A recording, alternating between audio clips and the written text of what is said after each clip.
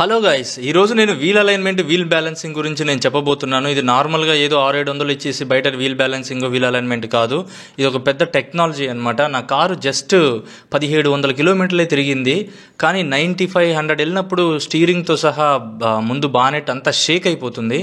ఏంటా ఇది అని చెప్పి ఫస్ట్ సర్వీస్కి వెళ్ళి అడిగినప్పుడు మా దగ్గర వీల్ అలైన్మెంట్ లేదండి, బయట ఎక్కడన్నా చేయించుకోండి అంటే బయటకు వచ్చాను. అసలు నార్మల్గా అందరూ 600-700 ఇచ్చి వీల్ అలైన్మెంట్ బ్యాలెన్సింగ్ చేస్తారు, అది పాత కారు ఉన్నప్పుడు నాకు తెలుసు. బట్ ఇక్కడ ఒక భయంకరమైన టెక్నాలజీ వాడుతున్నారు వీళ్ళంతా ఇంపోర్టెడ్ తోటి. దీంట్లో ఇంత టెక్నాలజీ ఉందా, ఇంత బాగా కూడా చేయొచ్చా అని వీళ్ళు చేసి చూపించారు. ఎంతో ప్యాషన్తో, ఎంతో కస్టమర్కి ఎక్స్ప్లెయిన్ చేస్తూ మొత్తం చూపించారు. ఫస్ట్ వీల్ బ్యాలెన్సింగ్ గురించి వీళ్ళు ఎక్స్ప్లెయిన్ చేశారు. వీల్ బ్యాలెన్స్ కొత్తగా కారు కొన్నవాళ్ళు లేదా ఆల్రెడీ కారు ఉన్నవాళ్ళు కంపల్సరీగా ఇది తెలుసుకోవాలండి. కారు ఉన్న ప్రతి ఒక్కళ్ళు ఇది తెలుసుకోవాలి. సో వీల్ బ్యాలెన్సింగ్ చేసే పద్ధతిలో మొత్తం వీల్స్ అన్ని తీశారు. చూశారు ఎంత తుప్పు పట్టిందో. జస్ట్ 2 months వెహికల్ ఎంత తుప్పు పట్టింది. వీళ్ళు అర్జెంట్ గా రెడ్ పెయింట్ గానీ లేదా ఆరెంజ్ పెయింట్ గానీ వేసుకోండి అన్న అని చెప్పారు. టాటా కార్స్ అంతే మనం చెప్పలేము.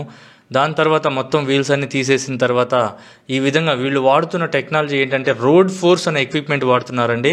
చూడండి ఫస్ట్ ఎలా ఫిట్ చేస్తున్నారో. ఫిట్ చేసిన తర్వాత మనకి వీలు ఎలా పర్ఫామ్ చేస్తుంది ఏంటి అనేది కూడా చూపిస్తారు. మొత్తం ఫస్ట్ దాని మీద ఉన్నటువంటి రాళ్లు తీసేస్తున్నారు.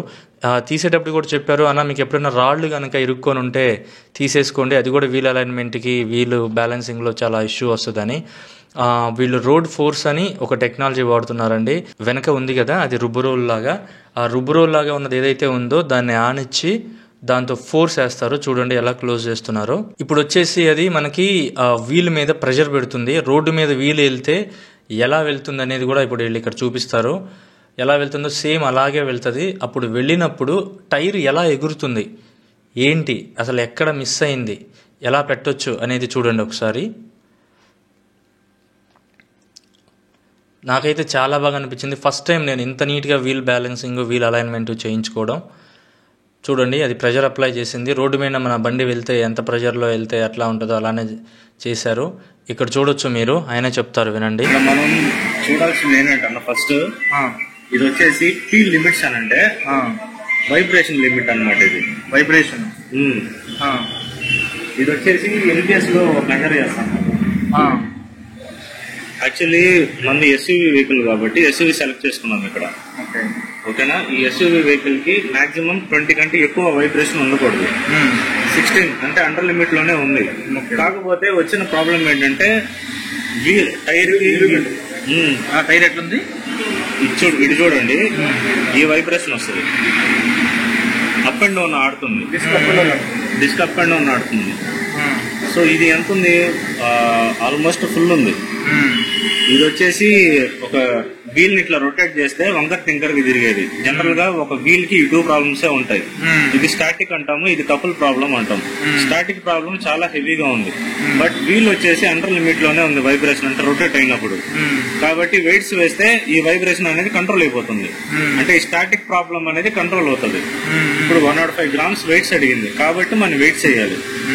అది కూడా ఇక్కడ చూపిస్తుంది. ఇక్కడ చూడండి ఒకసారి, సెన్సార్ చూపిస్తుంది కదా. ఓకే, ఎక్కడ వేయాలని కూడా చూపిస్తుంది. అక్కడే చూపిస్తుంది. కరెక్ట్ గా మనం అక్కడే వెయిట్ వేయాలి. ఓకే, ఈ విధంగా మనకి వీల్ ఎలా రొటేట్ అవుతుంది, అప్ అండ్ డౌన్ అవుతుందా లేదా సైడ్ అవుతుందా చూసి ఆ మిషన్ చూపించిన దాని ప్రకారం మనకి 105 grams వెయిట్స్ వేసారండి రిమ్కి. చూడండి ఏ విధంగా అతికిస్తున్నారో. సో ఇలా అతికించిన తర్వాత మనకి మళ్ళీ టెస్ట్ రన్ చేసి చూస్తారు. టెస్ట్ రన్ చేసిన తర్వాత మనకు ఆ వైబ్రేషన్ పోయిందా లేదా అనేది చూద్దాం. టెస్ట్ రన్ చేసినా చూడండి అంతా పర్ఫెక్ట్ ఉంది, ఓకే అని చూపిస్తుంది. ఇప్పుడు ఒక వీలు ఈ విధంగా సెట్ అయింది. దీంట్లో ఇంకో కాన్సెప్ట్ కూడా ఉందండి. నా రిమ్మే కొంచెం తేడా ఉంది, అది కూడా ఇప్పుడు చేసి చూపిస్తారు చూడండి. వీల్ బ్యాలెన్సింగ్లో పాటుగా ఇక్కడ వచ్చేసి వీళ్ళు చాలా కమిట్మెంట్ తోటి చాలా ప్యాషనేట్గా చేశారు. నా 4 టైర్స్ కూడా మొత్తం ఇలాగే సేమ్ ప్రాసెస్, రాళ్ళు తీయడం కానివ్వండి, మళ్ళీ రోడ్ ఫోర్స్ వాడి పెట్టడం కానివ్వండి, ఎంత వస్తే అంత వెయిట్స్ వేయడం. ఇప్పుడు అసలైంది మీరు వెనక చూస్తున్నారు కదా, ఆ రోడ్ ఫోర్స్ ఆ వెయిట్ దాని ప్రకారం బండి నడిస్తే మనకి ఎలాంటి వైబ్రేషన్ వస్తుందో చూపిస్తుంది, ఎలా వైబ్రేషన్ వస్తుందో కూడా చూపిస్తుంది. ఇప్పుడు వెయిట్స్ వేసిన తర్వాత ఇంకోటి ఏమైందంటే నాకు చూడండి ఒకసారి నా వీలు ఎంత వైబ్రేషన్ ఉందో, ఎలా తిరుగుతుందో ఇప్పుడు మీరే చూడండి. నా కొన్ని టైర్స్ అయితే రన్ అవుట్ ప్రాబ్లం ఉంది, అంటే రిమ్ కరెక్ట్గా అతుక్కోలేదు. చెప్తాడు చూడండి, ఆయన ఎక్స్ప్లెయిన్ చేస్తున్నాడు.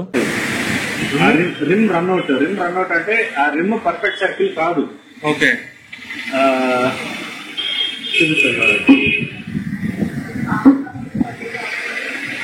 0.002 ఇంచెస్ రిమ్ వంకర ఉంది ఈ పాయింట్ లో.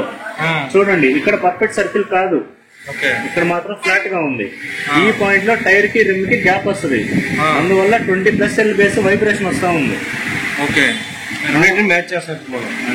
రెండింటిని ఇప్పుడు మీరు మ్యాచ్ చేస్తాం. ఎట్లా మ్యాచ్ చేస్తామంటే ఈ రిమ్ ని ఈ టైర్ ని ఈ చూపించినట్టుగా మనం మార్క్ చేసి అది చూపిస్తుంది కదా, ఆ రెండింటిని ఇప్పుడు ఇలా ఉంది కదా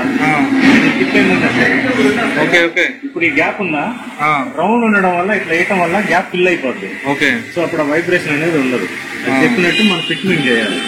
ఓకే, ఇప్పుడు రిన్ రన్అట్ ఇష్యూని వాళ్ళు సార్ట్అవుట్ చేస్తున్నారు. అక్కడ చూపించిన విధంగా గీత ఎలా ఉందో అలాగే వేసుకున్నారు. దాని తర్వాత రిన్ రన్అట్ ఇష్యూ పోవడానికి టైర్లోని గాలి అంతా తీసేసి ఫిక్స్ చేశారు. ఫిక్స్ చేసి మిషన్ ద్వారా మళ్ళీ రిన్ని కొంచెం ఆ రిమ్ని కలిపారనమాట, గ్యాప్ ఉన్నదాన్ని. ఇప్పుడు చూద్దాం ఎలా వర్కౌట్ అవుతుందో.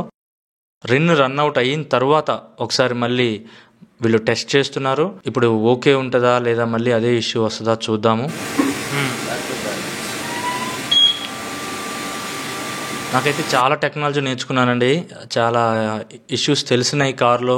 అలైన్మెంట్, వీల్ బ్యాలెన్సింగ్ అంటే it's not a easy thing అనమాట. చూడండి ఎలా తిరుగుతుందో.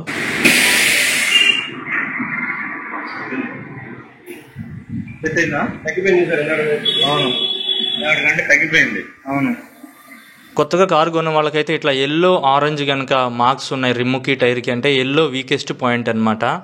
రిమ్ అయితే రిమ్లో ఎల్లో కూడా వీకెస్ట్ అంటిస్తారు కదా, మళ్ళీ ఆరెంజ్ వస్తే స్ట్రాంగెస్ట్ పాయింట్ అనమాట. సో ఇది మీరు గమనించాలి. మొత్తం వీల్ బ్యాలెన్సింగ్ మొత్తం కూడా రిమ్ బ్యాలెన్సింగ్ చేశారు. చేసిన తర్వాత ఏ టైర్ ఎక్కడ వేస్తే బెటర్ అనేది కూడా ఆ మిషనే చూపించింది. చూపించిన తర్వాత చూసారు కదా, first tyre, second tyre, third tyre ఎక్కడ ఏది వేసుకుంటే బెటర్ అని కూడా చూపిస్తూ నేను ముందున్న టైర్ని వెనక వేయడం జరిగింది యాజ్ పర్ ది రికమెండేషన్స్. చూడండి ఏ విధంగా చూపిస్తుందో. దాని తర్వాత అలైన్మెంట్కి వచ్చాము. అలైన్మెంట్లో కూడా మీరు చూడొచ్చు, టైర్లకి సెన్సార్ ఫిక్స్ చేశారు. ముందున్న 2 కెమెరాలు ఈ సెన్సార్ని గ్రాస్ప్ చేసుకుంటాయి, దాని తర్వాత దాని ప్రకారంగానే వర్క్ చేస్తాయి. ఆ సెన్సార్ ద్వారా 4 టైర్లకి ఇది ఫిట్ చేశారు. అక్కడ 4 కెమెరాలు ఉంటాయి, లెఫ్ట్ 2 కెమెరాలు, రైట్ 2 కెమెరాలు. సో ఫిక్స్ చేశారు ఈ విధంగా. మేబీ ఈ అలైన్మెంట్ వేరే చోట ఉండొచ్చేమో, ఇలాగే ఉండొచ్చేమో. హైదరాబాద్లో కూడా ఒకసారి ఒక చోట చూశాను. చాలా ప్రాపర్గా, చాలా చక్కగా చేశారు. వీళ్ళు వచ్చేసి ఇది ఒంగోలులో ఉంది వీళ్ళ షోరూము. చాలా ప్రైస్ కూడా చాలా రీజనబుల్గా తీసుకున్నారు. వీల్ బ్యాలెన్సింగ్ కానివ్వండి, మిగతాది ఏదైతేనేమి మొత్తం చూడండి ఒకసారి. మనకి ఎంత ఎర్రర్ ఉంది, ఏముంది అనేది కూడా ఆయన మాటల్లోనే విందాము. దాన్ని కస్టమర్కి ఎవరు చెప్పరు. ఎందుకు లాగుతుందంటే లాగుతుంది, వాడు కంపెనీ వాడు ఏం తప్పు చెప్పడం, ఎవడు అది ఎవడు కనిపెట్టడు. దాన్ని ఫస్ట్ బాగా తోలేవాడికి అర్థమైంది కదా, మేము చూడగానే పట్టుకుంటాం కదా అన్నాడా, వాడు ఏం చేశాడండి అక్కడ. ఎవరైతే కొత్త కారు కొన్నారో లేదా ఆల్రెడీ కారు ఉండి మీ అలైన్మెంట్ ఏదైనా తేడా ఉండి, మైలేజ్ కూడా తేడా వస్తుందండి అలైన్మెంట్ తేడా ఉంటే, కంపల్సరీగా ప్రాపర్గా అలైన్మెంట్ కానీ వీల్ బ్యాలెన్సింగ్ కానీ చెక్ చేయించుకోండి కొత్త కార్లు ఉన్నవాళ్ళు. ఈ వీడియో కనుక నచ్చితే లైక్ చేయండి, కామెంట్ చేయండి, షేర్ చేయండి. Thank you.